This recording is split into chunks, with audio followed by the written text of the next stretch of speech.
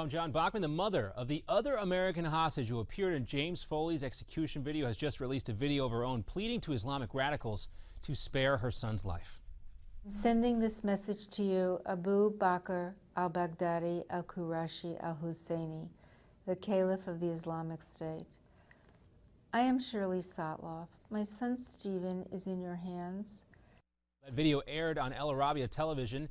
This is the first detailed public comments coming from the family since Stephen Sotloff went missing about a year ago while reporting in Syria. He was threatened with death by militants on that Foley video unless the U.S. stopped airstrikes against ISIS in Iraq.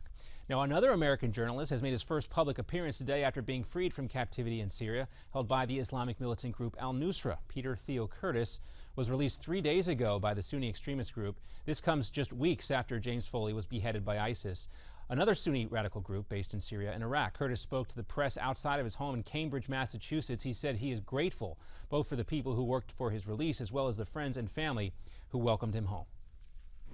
So I suddenly remember how good the American people are and what kindness they have in their hearts.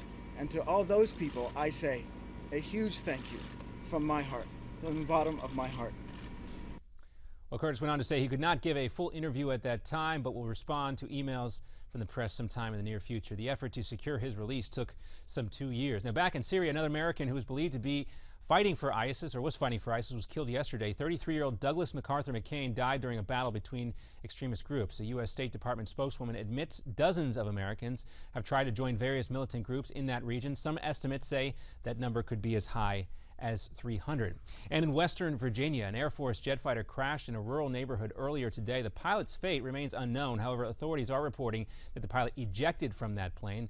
The jet was on a standard training exercise and carried no weapons or ammunition. The pilot reported an in-flight emergency shortly before losing radio contact. And in Gaza, the ceasefire between Israel and Hamas continues to hold today. The truce was announced yesterday as both sides agreed to a concrete plan that was brokered by Egypt. The 7-week war resulted in the deaths of over 2,200 people, many of them civilians caught in the crossfire. Today, humanitarian convoys were able to enter into Gaza for the first time since 2007. And in Ukraine, violence continues to increase in the fight between pro-Russian separatists and the Ukrainian army. At least 3 people were killed during a shootout between government forces and rebels today. The fighting has escalated between both sides in recent days as fears grow that the rebels are attempting to create a link between Russia and Crimea. That has been your Newsmax Now update. I'm John Bachman. More news ahead in 30 minutes. Now back to the Steve Malzberg Show.